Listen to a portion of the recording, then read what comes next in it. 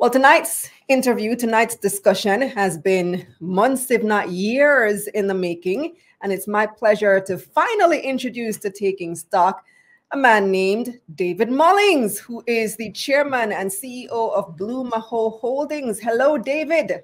Hello, Kalilah. Thank you for having me. And yes, it has been years in the making. You're properly branded this evening too.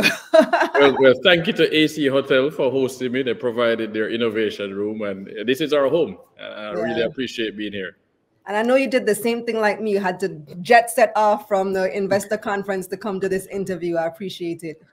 No, this is important. Thank you for inviting me on. It absolutely is. And I thank you for making the time as well. So for those who aren't familiar with you and with Blue Mahoe Capital, explain what it is and what you do. No, I appreciate that. Well, literally 10 years ago today, I was asked to speak at the Jamaica Stock Exchange Conference because I had served on the Jamaica Diaspora Advisory Board for 3 years, representing young Jamaicans in the US. And the topic was, how do we get the diaspora to invest into Jamaica, not send more remittances? And so I presented what I thought local Jamaicans should launch. 5 years later, nobody launches it. And Joe Matalan from ICD Group sits down and says, David, you should launch that thing you told us to launch. You're the perfect person. You're the ideal person to do it. So the idea behind Blue Mahoe Holdings, and Blue Mahoe Capital is our asset management affiliate. The idea was to try and create a vehicle that would allow the diaspora and then friends of Jamaica and investors who wanted emerging markets exposure to be able to invest in Jamaica and the wider Caribbean. But we wanted the person with $100, not just the person with $100,000 to get access. So the idea is create a pooled vehicle that allows small investors, aka real investors, to own assets across the region, with Jamaica being core to that. So that's what Blue Mahoe Holdings is doing. We had looked at an ETF. Obviously, you know, I was on Bloomberg talking about this. We looked at an ETF and we looked at the Warren Buffett Berkshire Hathaway model, a holdings company, and nobody can launch an ETF. And I did say that on Bloomberg as well. And the ETF can only invest in publicly traded companies. I think your viewers would agree that private companies are who actually need that capital. And there's a lack of capital flowing in. So we are pushing forward with the Berkshire Hathaway model. So it's a holding company domiciled in Delaware in the United States, offices in Orlando and Miami, investing across the region. And then we created an asset management subsidiary, and we'll get more into that, about how that is going to be working with the local investor market. So what's in your portfolio right now? You're meaning Blue Mahoes, of course. So, well, fine. We're going to reveal some things on there that obviously everybody now knows we bought into Kalilah Group. This is over the last few weeks, and we'll get into why. I don't want to get into the other companies, too many that are in our portfolio, but I put some numbers in here to give you an idea. Our first purchase was in February 2020. We bought into SCI. So this is Cygnus Credit Investments. It's a group that we really liked on the private credit side. I've known Beresford Gray for more than 12 years. So we own USD and JMD in SCI. We bought into SCI. I'm looking right here, 18 cents US when we first bought in. Our best performer is Epley. We're up some 98%. So we bought Epley itself at $16.90. And then one that a lot of people, a few I spoke to, but most people didn't seem to be paying attention, was PJX. So this is Portland JSX. This is connected to Michael Leachin's Portland private equity vehicle. And so we bought it at $7.95. We expected to. And Leachin is your mentor, isn't he? Wait, so he said I shouldn't call him my mentor anymore. I should call him my teacher. Okay. All right. So Portland JSX, Epley, Cygnus, you said. So right. So these are all publicly listed ones. Publicly listed. But you also have some private investments as well. And on the public portfolio, we actually have 17 in our public portfolio. It's not time for us to reveal. The benefit of being a private company is that we don't have to share what our portfolio is, except to our investors on our quarterly calls. We meet with our shareholders and explain what we're doing, why we own, what we sold. On the private side, obviously it was in the newspapers a few years ago that we had done a deal with Sprint Financial Services. So we do own just under 20% stake of Sprint. We'll have an announcement related to me joining that board before the end of this quarter. And we're looking forward to scaling that up. I will let them announce the news, but Sprint has raised some money privately here in Jamaica at a valuation that makes me feel very good about our investment. But Sprint for us really was about, once again, companies need invoice financing, for example. They need access to small business loans at reasonable rates. So we're able to raise capital in the United States at lower rates than here and then pass that on. We also then did a private credit deal with MAPEX. So Machinery Parts and Exports is a US and Jamaican company, represents Case IH, one of the largest exporters of agricultural equipment and heavy equipment into the region. So we provided some capital specifically for them to be able to help finance tractors in the Caribbean, starting in Jamaica, so that small farmers who cannot get a loan from the bank to buy the tractor can go to MAPEX and get the loan. So we're looking forward to scaling that up once again. So that's on the private side. Because people in the comments every single week, there is somebody, I don't remember who it is, but every week there's somebody who asks about agriculture investment. So whoever that person is, I hope you're watching, check out MAPEX. So David, the one that made the news very recently was the 2% stake that you purchased in Kalilah Group. Tell us why, what led to that? It was great. So it's a 1.7% stake that we announced. I will not say if we've bought anything else since, but for me, it really came down to two things. Most people are focused on me talking about the Usain Bolt's tracks and records and wanting to see it come into the United States, go to Canada, UK, elsewhere. And that's actually secondary. That won't happen for at least another year. They need 6 months to figure out even, first of all, is it going to be a sports bar? Is it a family dining restaurant? What's the price point you want to compete in the US? So there is IP, but it only owns 49% of that. So that's good. For us, it really came down to BESA. Gary Matalan for a number of years has been telling me about this BESA development. I've been reading their quarterly reports and seeing the ups and downs, the delays. Sagicor is a major investor in that. But for me, BESA, which is based in Araca BESA, is an amazing property. It makes a lot of sense for us to own some of that. But you also want to own the company that has the management business. So Kalilah Group owns BESA Management, which has a 3-year exclusive contract to manage the property. When it's rented out, they're earning fees. So I've been taught, having worked in private equity and for a hedge fund, owning a management company is always a good thing. So we like that. What really prompted it was a friend of mine, Bianca Wells, was doing the sea turtle release, which is right there. You walk through BESA's property. And you sent me some pictures and video because you can walk onto the property. And says, wow, David, did you realize it was this far ahead? So I picked up the phone and called and said, hey, Gary, are any units still available? We are launching a Caribbean property fund here in the United States that is going to allow the diaspora to invest at $10 US a share, $100 US minimum as a retail investor, and we can generally solicit. I can advertise to them. And just prips in a few people, they wanted to write us some checks. And I said, what are you buying? And I said, the first thing is BESA. Look at this. We can find some other properties in Jamaica, Barbados, Bahamas, buy and hold over the next 5 to 7 years. So think of it as a REIT in the United States, open to US investors who want to invest and hold property in Jamaica and the wider Caribbean. So this particular development, BESA, is targeted at US investors? Well, BESA is targeted to anybody who wants to buy into BESA. From what I know, is past 80% sold out. So for anybody to buy and hold, and people can come and spend like Airbnb, but higher end, so they can come and spend the night, the weekend there. We are creating a property fund in the US that's going to invest in the Caribbean. So we're looking to buy property, hold it, generate revenue from that on the commercial side, and on BESA is an example. We can do other properties as well, but yes, we are doing a REIT in the US to invest down here and hold. So is it a commercial property or a residential development? So BESA would be classified more in the commercial. It's a hospitality play. I mean, think of it. Yeah. So it's literally Point Village in the grill. You can own the unit, but then it's rented out when you're not there. You can make money from that. So it's Airbnb at a higher scale. I mean, it would be great if a company like Marriott managed it, for example.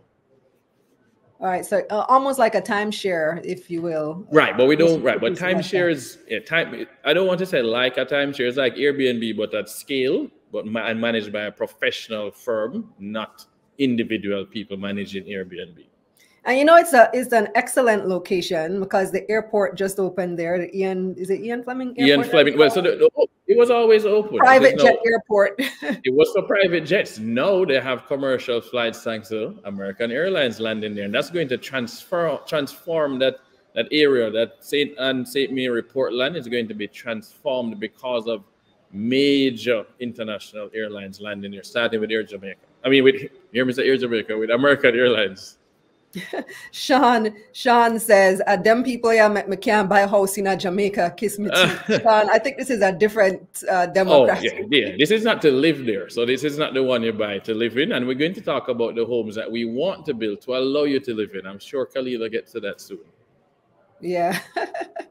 Yes, absolutely. So it is a very exciting prospect. The location is brilliant. I also have personal connection to the location. It's actually where my husband and I met 15 years ago, or a cabeza. Wow. So I would love to visit that property someday for just for posterity and for memory's sake. Yeah. So, but what's the long-term plan now for Blue Mahoe? Like, where do you envision this company? Right, so we've said it on Bloomberg, we've said it repeatedly. And so the idea was simple. We needed to create a vehicle that was publicly traded. So open to retail investors, but then listed on a major US stock exchange. I said that on Bloomberg. I've said that repeatedly. It's been in Black Enterprise. It's been here in the paper. So the goal was always to have a listed vehicle, and that gives liquidity to the investors who come in. But it allows us to do things at scale, and scale in a way that we have not done in the Caribbean. So our goal is to become the first listed vehicle on a major US stock exchange that gives you exposure to the Caribbean, Jamaica, Barbados, Bahamas, and Guyana being the first 4 that we focus on.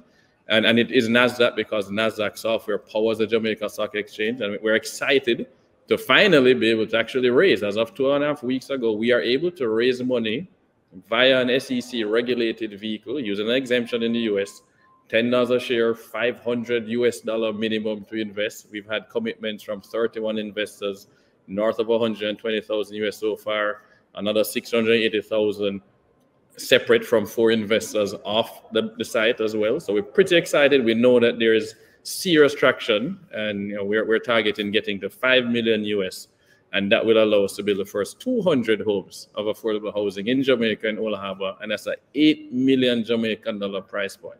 So we're building affordable homes. $8 million. Which part in Jamaica are you building $8 million house? Old Harbour. Old Harbour. Yep. What size? So the 1 bedrooms is somewhere in the 440 square foot range on I believe it's a 2,400 square foot lot. So it's designed for you to scale up. It's literally a starter home.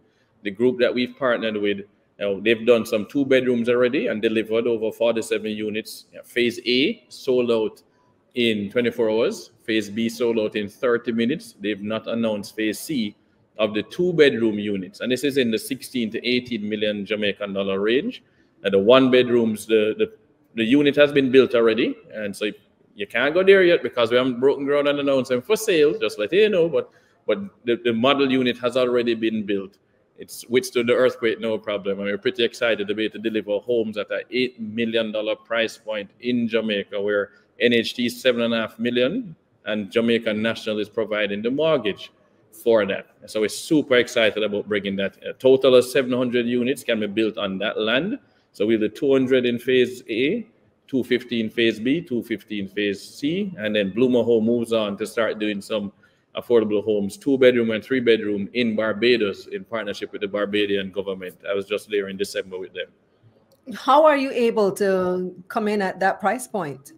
So when you do somewhat prefab, there's a machine. You can buy these machines in countries in like the United States, for example, and they bring that down here. And so you can, essentially it's like Lego, right? So it takes you about 28 days to do it on site. But think of it as if you were to build a home using modular technology, you can then actually keep the cost down. And I've seen homes for actually less than to build for less than what these guys are able to build this, and they're being built in other countries now. So that it's exciting to bring that technology to the Caribbean to ensure that Jamaicans who live in Jamaica can have affordable homes that they can grow in and add on the rooms and have a decent lot. Because I think that the market, from what I've seen when I visit Kingston every month, is focused on the high-end $20 million, $30 million apartments on townhomes.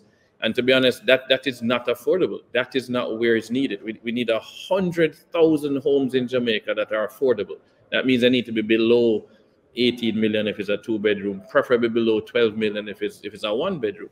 You know, Barbados needs 30,000 2- and 3-bedrooms in their affordable range. So who is servicing that? Yes, there are some people, but we in the diaspora can bring our capital and invest to help that to get done as well. And we're excited to be part of helping Jamaica itself to develop. It's not about the diaspora buying homes to return into and live. These aren't for the diaspora to buy. These homes are specifically for resident Jamaicans to buy, own, build equity. So for the person who said that you're contributing to not being able to afford a home, take that. You heard what he just said. York says demand. Demand. Absolutely. This is exciting, David, because the demand truly is there. The developers, for the most part, haven't seized the opportunity for houses at that price point. I suppose they feel it's not profitable enough. You said using the prefab method, you will be able to bring houses to that price point of $8 million for the 1-bedroom, 440 square feet. It's funny that you compared it to Legos, because I know you're a Lego enthusiast. Yes, I am, but I need to show that Luke, my son, is his birthday this Thursday. He is a bigger Lego enthusiast. Yeah, I saw a video very recently, like in the past week, of a Chinese in China. They built like a massive building in 24 hours using this construction method. Yes. So what would happen? We need to coordinate for you to go and visit the site and see how they actually put the houses together. I think seeing it gets you to better understand how it's put together, why it passed all the safety checks. I mean, this went through a whole NHD process and finished in the top 5 for what they were building at the time. So I've been very impressed. You know, when my father flew down, my parents are 2 of my largest investors. My brother Robert is a big investor and our operating partner as well. And when Dad went with me, the first thing he said was, "Man, I might need to buy 2." And I said, "No, it's not for you guys. I know you want to retire, but they were just so impressed with how spacious inside was. The roofs are angled. It's not a flat roof, so you're not going to worry as much about the heat. It comes with a solar water heater, and then there's a little shelf above the main closet by the room and between the room and the bathroom, so you can put an inverter and then add solar PV to that. So we really want it to be a starter home that you can grow into. But the bathroom is better than the bathroom I have in my house here in Kingston, at the old family home. I'll be very honest. I was a little jealous. We definitely need to stop by and see what that's about. So there's a lot of interest in the comments. Degore wants to know, what are the steps to take if you're interested in this development, i.e. the 1 room? If you need to send us a message, go to bluemahoecapital.com, fill out the contact form, and then I can pass you on to the right people. Sales have not started as yet. They've allowed me to talk about it tonight, but we can put you on the list. So as soon as they're ready to have sales get going, we can ensure that you're first in line.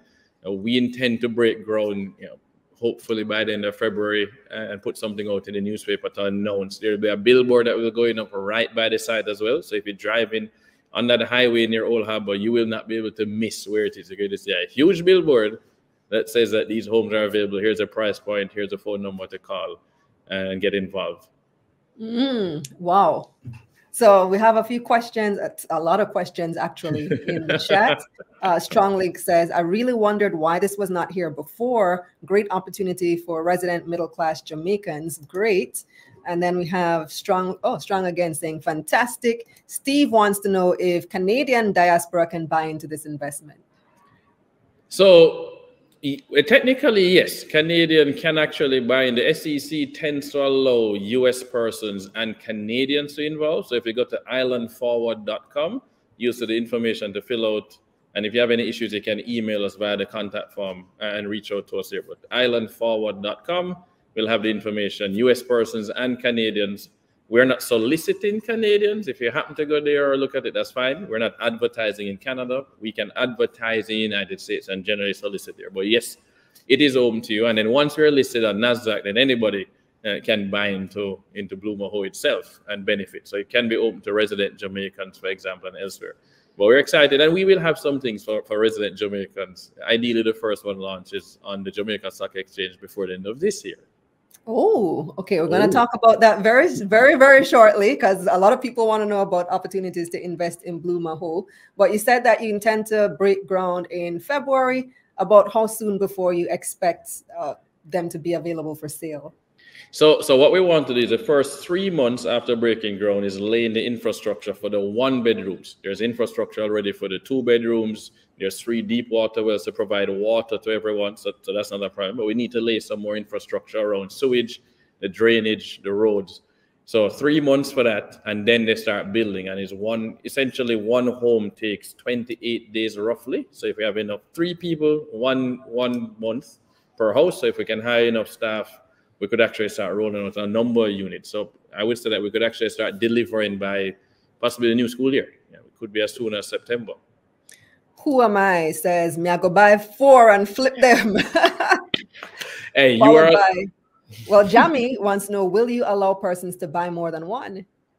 Yeah, I'll be honest, that will not be up to me. That will be up to our partners who are dealing with the sales.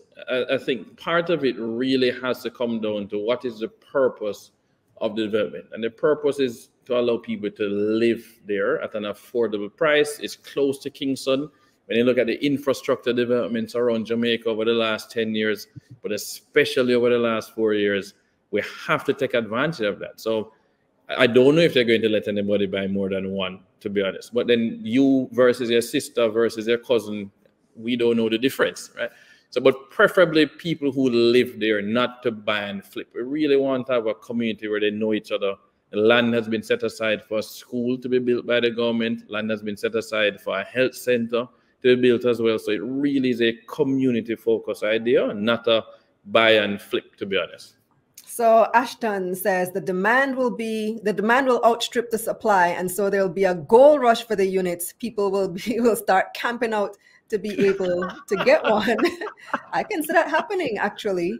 Sean says, that's funny. I can barely buy houses and developments for 40 mil. This will definitely get sold out before the houses go up for sale. And then Shelly-Ann has a more practical question. An investment, do they operate as a true REIT, giving monthly dividends? So I love that. So when we create the Caribbean Property Fund in the US, it won't be a monthly dividend, it's a quarterly dividend. But yes, it has to be a true REIT. So we're being domiciled, the Caribbean Property Fund is being domiciled in Maryland, which actually has the best REIT laws in the US. That's what our lawyers have said. So it is a REIT, which means we have to pay out somewhere in the 95% of income range. If we do that, though, it means that we pay no corporate income tax. So you only pay tax at your level. So that's the idea. It's a tax-efficient way to invest from the US into Caribbean properties. On the Jamaican side, we've been in talks with the Special Economic Zone Authority.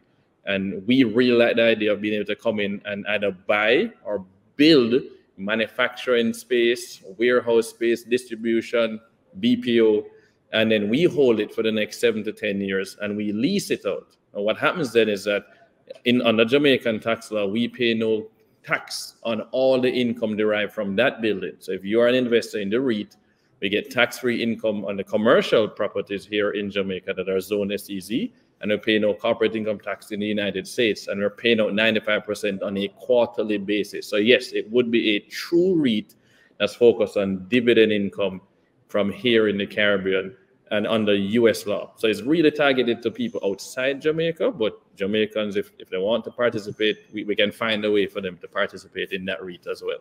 All right, let's come to the other question that everybody wants to know. Ayan says, I've been interested in Blue Mahoe for some time now and would like to know how we can invest. Well, you've been hinting at it all evening about your upcoming listing or potential listing on the NASDAQ. So tell us what's happening there. So there's a lot I'm not allowed to say, really, because SEC rules are very, very specific. We are able to raise right now from the general public in the US, retail investors, and general solicit over the next 12 months because of some exemptions that we qualify for there. Now, when we get to a certain number in stockholders' equity, we are qualified to then be listed on NASDAQ. So we need to do what's called a PCAOB audit. Most people here audit, they think US GAAP, or in Jamaica. In the rest of the world is actually IFRS. So we have to get audited financial statements. We already have an investment bank in place. I can be very transparent about that. Our offering memorandum is almost done, and so we're making some tweaks there. And the key thing for us now is building out the board. We have to have more independent directors than people like me who are shareholders. And then we need to have a chair for the audit committee who is independent. So we're interviewing some people for that one. But we're very far along, a lot further along than most people realize. I'm not allowed to even say the timing other than we intend to get it done before the end of this year. We do see an opportunity to launch something here in Jamaica. In fact, more than one thing in Jamaica that might not be investing in Blue Mahoe itself, but is essentially doing the same thing. So we intend to do a U.S. property fund. We've been asked to do here. So domiciled in the Caribbean, investing in U.S. real estate. A few pension funds have asked us to do that. So that would be listed on the Jamaica Stock Exchange. An investment bank has asked us to do that this year. So we're excited to give Jamaican something where you put in Jamaican dollars and earn U.S. income from U.S. property. So that's one. Ooh.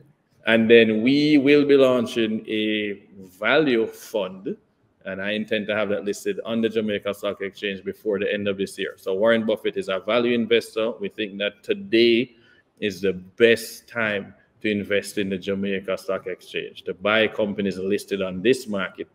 Because when you think about how Jamaica had the best performing stock exchange for 5 years, well, you should have gotten in before it became the best performing. Right now, things are on sale. You can find really good companies at attractive valuations, but it has to be an actively managed fund. The hedge fund I used to work at was a value-focused hedge fund, long biased, no more than 20 companies. And I love the way that we did that, but that was US only. We want to do the same thing here in Jamaica instead, buying JC listed companies, open to Jamaicans, but we'll also buy into some US companies that we consider to be valued. So it will be a mix of local and US stocks. A strong link says main market or junior market.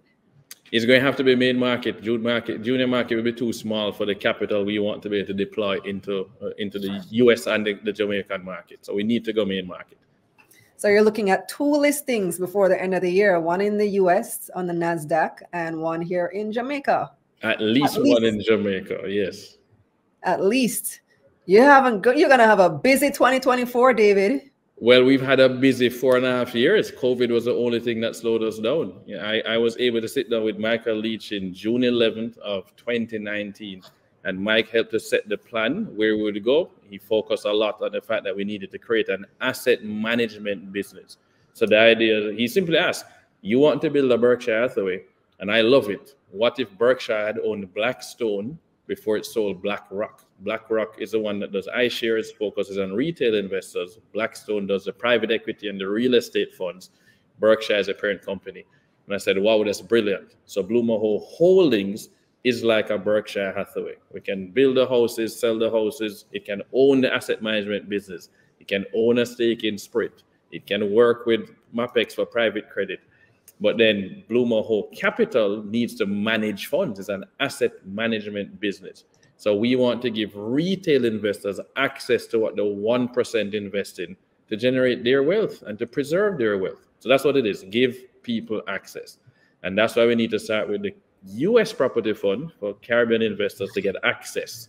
And then we want to create this value fund once again to give Caribbean investors access, and in a way that is not charge them insane fees. This is not 2 and 25 and these numbers. We're talking about 0.5 and 5. If you look at ETFs in the US, those are the numbers. Actively managed ETFs are in the 0.5 to 0.75% range. The asset managers don't get rich just because they're charging those fees. It has to be that your performance is better than the market. And that's how you earn your fees. That's how I believe. That's how I was raised. All the funds I work with, that's how it was done. And I think it's about time that we have some innovation in the market that is beneficial to retail investors, because not all of them have time to watch Taking Stock and to go and check out the individual stories for each of these companies and track what is happening. You want somebody who day to day, that's what they're doing. And we have somebody on the ground in Jamaica and that we're really excited to have. He's been on the team for the last 4 years, Jason Francis, and that allows us to have our ears to the ground in Jamaica and know what's happening with these companies. Wonderful. Well, there's a lot of excitement amongst our viewers. I'm excited based on what I'm hearing. Looking forward to linking up in a couple months' time to see the development and how it progresses in Old Harbor. Thank you so much for joining us, David. Thank you for having me, Kalilah.